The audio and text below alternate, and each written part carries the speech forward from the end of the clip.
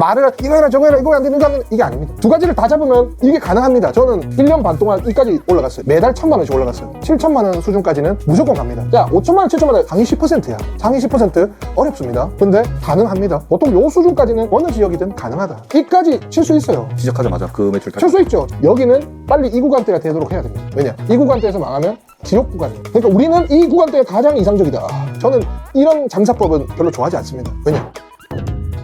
그래서 그 밑빠진 거를 메꾸기 위한 것이 조리 시스템의 일원화예요. 돼야 7,000까지 갑니다. 여기서 구간부터 여기서 구간은 이게 잡혀, 이게 잡혀. 그 일원화는 어떻게 들어가냐면 기준이 딱 명료합니다. 3명에서 4명이 근무를 합니다. 5,000에서 7,000은. 3명 또는 3.5명 근무하는데 기준이 명료해요. 3명, 3.5명이 왔을 때 사장님이 말을 해서는 안 됩니다. 그들이 와서 각자 일을 그들이 해야 되는 겁니다. 각자 업무 시스템에 분담되어 있는 게 있고 자기가 그 일을 계속 반복하면서 말을 이거 해라 저거 해라 이거 안 되는 거 안 되는 이게 아닙니다. 이게 이렇게 오면은 넌 이렇게 해. 그럼 들어오면 이렇게 쳐. 집중적으로 조리를 하는 시간과 그 조리를 하기 위한 준비 시간을 따로 해서 준비하는 시간 3명, 4명이 분업화되고 조리할 때 시간 분업화해야 됩니다.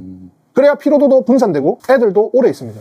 그리고 음식도 잘 나가고요. 그래서 보통 여기서 조리 일어나는 준비 기간, 판매 시간 다 분업화가 돼야 됩니다. 분업화. 그리고 마케팅은 누적이 돼야 돼요. 그러니까 두 가지를 잡아야 돼요.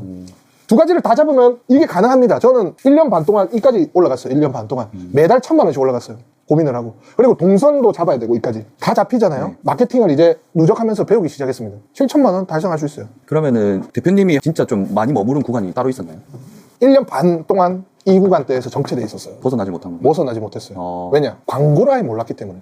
그리고 조리도 어떻게 하는지 몰라. 두 명이서 뭐 신메뉴를 매달 집어넣기도 하고, 그 다음에 뭐 다른 뭐 치킨 너겟을 주기도 하고 했는데 3,300에서 머물렀어요. 하지만 돌파되는 시점은 바이럴 쪽과 마케팅 쪽을 고정적으로 돈을 조금씩 누적해 나갔을 때 그 광고 효율로 인해서 들어가는 겁니다. 광고라고 하는 것은 말이 거창하지 맛있으면 손님이 맛있다라고 전파해 주지만 맛있다고 전파하는 사람은 음식을 먹은 사람들만 하지만 그렇죠.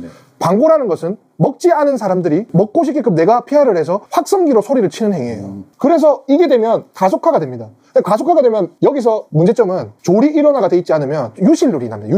유실률이 나면 중간에 브레이크를 잡거나 아니면 뭘 하겠죠. 근데 그 조리 일원화와 마케팅의 누적 이 같이 일어나면 7,000만 원 수준까지는 무조건 갑니다. 단 상권이 잡혀져 있어요. 네, 그래서 그것도 이제 여쭤보고 싶은데 아무리 해도 안 되는 경우가 있을 수가 있잖아요. 그럴 때는 뭐 상권이나 이런 게 안 좋다라고 이렇게 분석할 만한 게 있나요? 자, 정확하게 말씀드릴게요. 네. 상권 분석 프로그램이 있어요. 사실 일반인 분들은 보지만 데이터가 있어요. 이까지는 9,000만 원까지는? 네, 9,000만 원까지는 내 2km 반경 안에 주소를 딱 찍고 2km 반경 안에 15,000명만 있어도 돼요. 15,000에서 2만 명. 거주자가. 직장인은 10,000명 정도 있으면 찍을 수 있어요. 근데 뭐 보면은 거주자 5,000명, 그 다음에 2km 안에입니다. 그 다음에 이제 직장인 뭐 1,000명은 사실상 찍기 좀 어렵죠. 왜냐면 9,000만 원 한다면 한 달에 만 원짜리가 9,000명이 이용하는 거잖아요. 절대적인 인구수가 부족해서 그렇죠. 찍을 수가 없으니까. 그러니까 세대수랑 인구수랑 다릅니다. 이거는 2만 세대입니다. 보통 한 가구 세대당 2명 또는 2.5명이에요. 그럼 2.5명이면 8만 명, 7만 명이 살고 있다는 겁니다. 그럼 7만 명 중에 9,000명이 이용한다는 건 얼마입니까? 10에서 20%가 사람들이 사 먹고 있다는 거죠. 그죠? 그 정도 수준으로는 매출을 달성할 수 있다는 거네요. 그죠. 이게 다 갖춰지면. 그렇죠. 그리고 소비력을 봅니다. 그 도시 안에 대기업이 있는지, 생산시설이 있는지, 큰 대학병원이 있는지, 공공기관들이 있는지, 그들은 돈을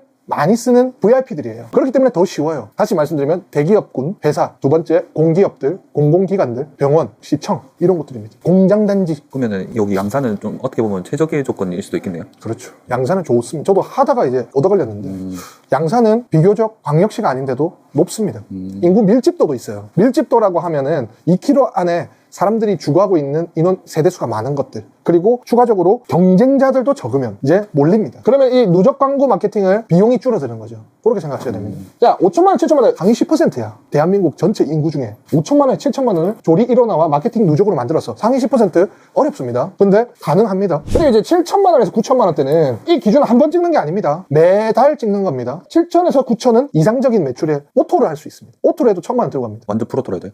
근데 프로토 했는데 관리자들이 관리 못하면 80만 원 들고 갑니다. 1,000만 원에 80만 원 된다고요? 식자재 많이 시켜먹고 식자재 다 버리고 운영 잘 안 되고 광고비 로스나고 그러니까 이거를 이렇게 만드는 과정 안에서 체크를 하게 됩니다.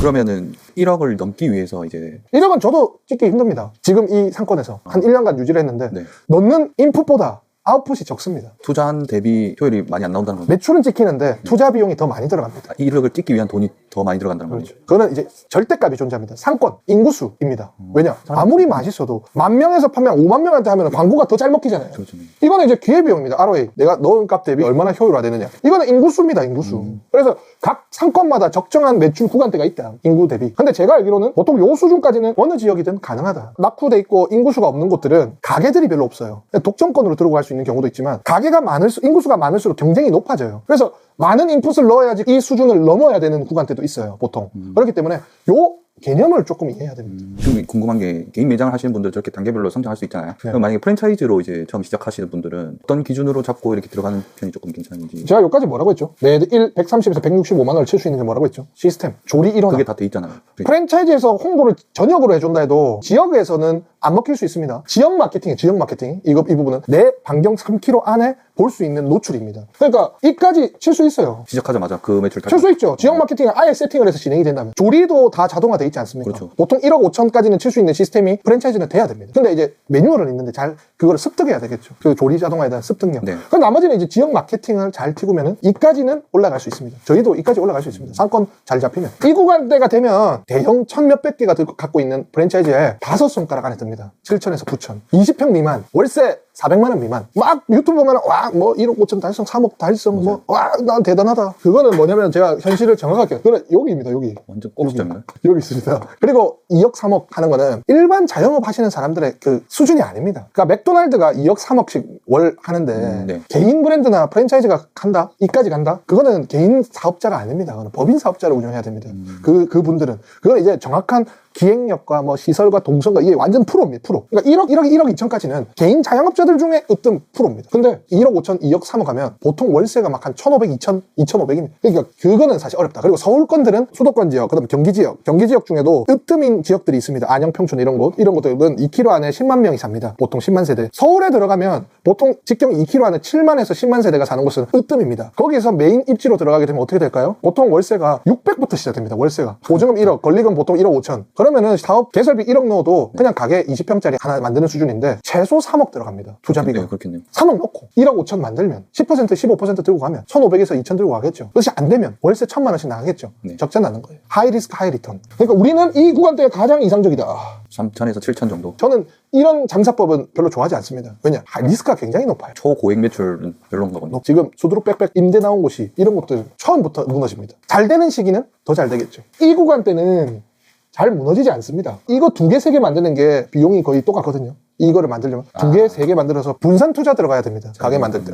거기서 5천에서 8천 정도 만들어서 복수로 관리를 하는 거죠. 그러면 권리금도 2배입니다. 그래서 오늘은 이거 1,000만 원에서 1억까지의 매출의 형태, 그리고 처음부터 돌려보세요. 그 자기의 구간대를 찾으시고, 제 말이 다 맞진 않는데 제가 설명을 지금 1시간 반 더 떠들 수 있습니다. 근데 요점만 조금 했고, 만약에 이게 정보가 더 필요하신 분이 있으면 한 번 더 다룰게요. 디테일하게. 제가 이유를 다 압니다. 제가 다 쳐봤기 때문에. 지금은 저는 이 구간대를 유지하고 있습니다. 이 구간대에서 갖고 가는 수익과 이 구간대에서 갖고 가는 수익은 다르겠죠. 하지만 이 구간대를 유지를 하면 경기가 안 좋을 때 이 구간대로 됩니다. 안정적이겠죠. 네. 이 구간대에서 경기가 안 좋으면 이 구간대가 되겠죠. 제일 위험한 게 이 구간대입니다.